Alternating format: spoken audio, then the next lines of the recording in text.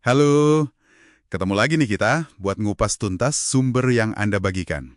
Hari ini kita fokus ke bab 1 dari buku Why We Sleep. Pertanyaan utamanya gini, sepenting apa sih tidur itu? Dan risikonya kalau kita nekat aja gitu ngabaikannya. Sumber ini kan kutipan dari buku sains populer yang bahas tidur, dalam banget pembahasannya. Siap kita gali lebih dalam? Siap dong.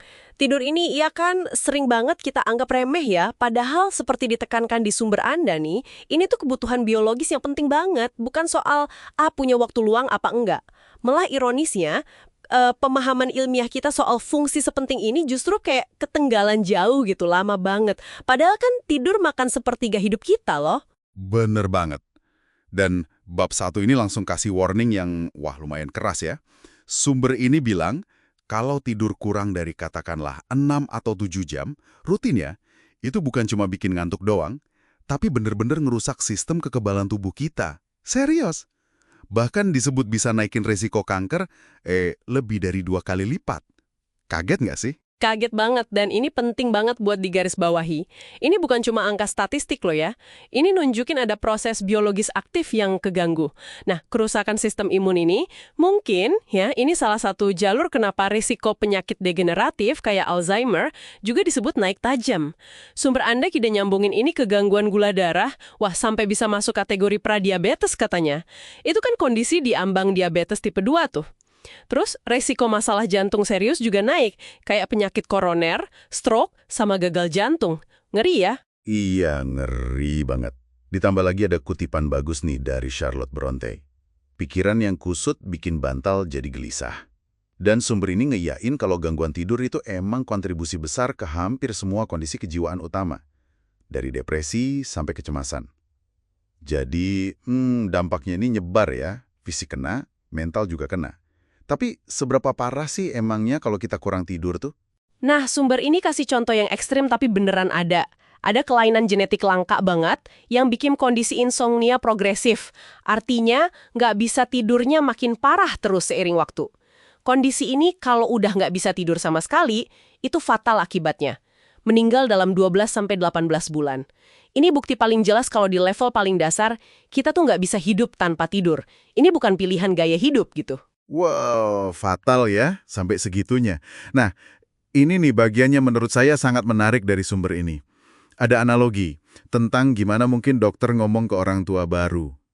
Selamat ya, bayi Anda nanti bakal habiskan sepertiga hidupnya dalam kondisi kayak, mirip koma gitu. Kadang ada halusinasi aneh yang kita sebut mimpi, dan jujur aja nih, kita nggak terlalu paham kenapa atau gunanya apa. Analogi ini benar-benar nunjukin betapa lamanya ilmu pengetahuan tuh kayak lupa gitu buat serius neliti tidur. Gimana mungkin ya, sesuatu yang kita lakuin sepertiga hidup kita, kok bisa misterius banget gitu? Persis. Itu ngegambarin kelalaian besar lah dalam sejarah sains. Tapi untungnya seperti yang disebut di teks sebagai kebangkitan riset tidur, pandangan itu udah berubah drastis sekarang. Penelitian modern bawa pesan yang kuat banget dan jelas, tidur itu satu-satunya hal paling efektif yang bisa kita lakuin tiap hari buat ngatur ulang kesehatan otak sama tubuh kita. Penulisnya bahkan, nggak ragu nyebut tidur itu, upaya terbaik alam semesta untuk melawan kematian. Upaya terbaik alam semesta melawan kematian. Gila, dalam banget ya kalimatnya. Tujuannya jelas banget, buat ngisi apa yang penulisnya anggap sebagai kelalaian paling mencolok dalam obrolan kita soal kesehatan sekarang ini.